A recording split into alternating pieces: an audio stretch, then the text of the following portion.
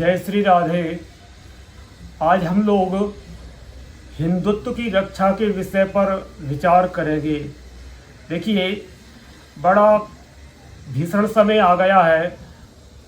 हम लोग देख रहे हैं कि बांग्लादेश में हिंदुओं को जलाया जा रहा है। कट्टरपंथी ताकतें हिंदुओं को नष्ट करने की योजना बना रही हैं और वो कार्य कर भी रही हैं। बांग्लादेश में बहुत से हिंदुओं को मारा गया।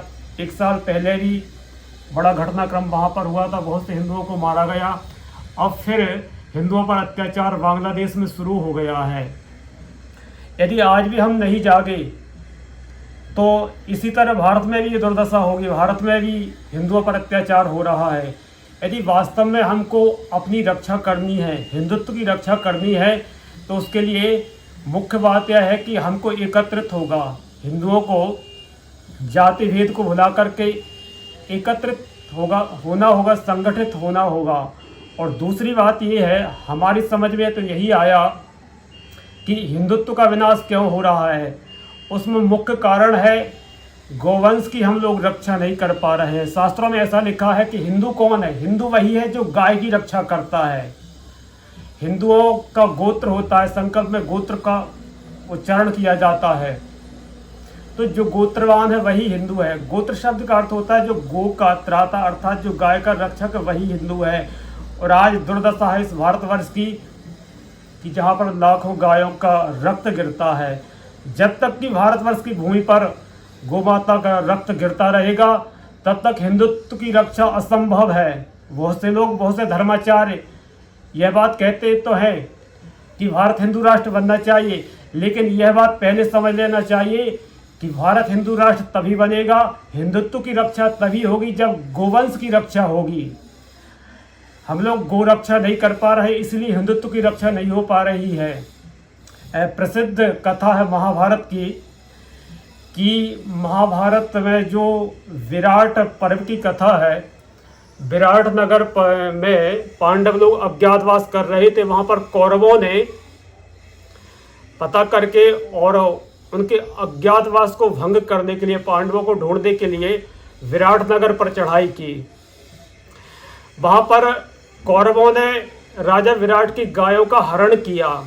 वो गायों का हरण कर रहे थे।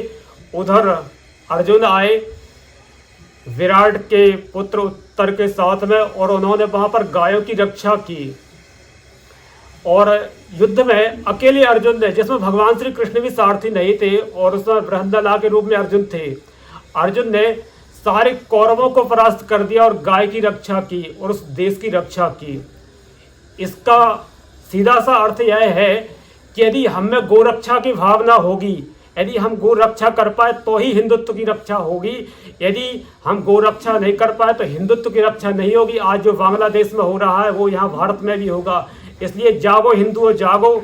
हम आप सभी लोगों से प्रार्थना करते हैं कि यह गौ सम्मान आह्वान एक योजना है। संत लोग गोरक्षा के लिए एक बहुत अच्छी योजना लेकर के आए हैं। इसका स्वरूप यह है कि पहले तहसीलों में ज्ञापन देना है। जितने भी भारतवर्ष की तहसीलें हैं, 5000 से अधिक तहसील हैं संपूर्ण भारतवर्ष में। ये एक राष्ट्रव्यापी अभियान है। कश्मीर से लेकर के कन्याकुमारी तक जितने भी हिंदू हैं उनको चाहिए कि वो 27 अप्रैल के दिन तहसीलों में ज्ञापन दें। इसकी जानकारी आपको सोशल मीडिया पर और मिल जाएगी और पूरे भारत में इसका प्रचार होगा। उसके बाद जिले में ज्ञापन देना है। भारत सरकार तब भी नहीं सुनती है। जिले में ज्ञापन देने के बाद भी फिर जो प्रदेश की राजधानियां हैं उनमें ज्ञापन दिया जाएगा। ये जो योजना है इसका स्वरूप यह है कि फिर भी भारत सरकार गोहत्याबंदी कानून नहीं बनाती है तो प्रदेश की जो राजधानी है वहाँ पर एक शांतिपूर्ण प्रार्थना की जाएगी सरकार से। और फिर भी सरकार यदि नहीं सुनती है तो 15 अगस्त 2027 से आमरण अनशन संत लोग करेंगे। गो प्रेमी धर्माचार्य गोरक्षा के लिए भारत सरकार के विरुद्ध एक आमरण अनशन का कार्यक्रम रखेंगे। तो सभी हिंदुओं को चाहिए कि वो वास्तव में यदि हिंदुत्व की रक्षा चाहते हैं, अपनी रक्षा चाहते हैं, तो गोमाता को राष्ट्रमाता घोषित कराने के लिए और गो हत्याबंदी कानून के लिए सरकार के लिए ये कोई आंदोलन नहीं है, एक शांतिपूर्ण प्रार्थना है सरकार से। इसलिए सभी धर्म प्रेमियों से, सनातन धर्मियों से, हिंदुओं से हमारी प्रार्थना है कि आप लोग जागें, नहीं तो आगे चल के बड़ा भीषण समय आ रहा है। जो आज बांग्लादेश में हो रहा है वो यहाँ पर भी होगा, भारत में भी बड़े स्तर पर गृह युद्ध होगा।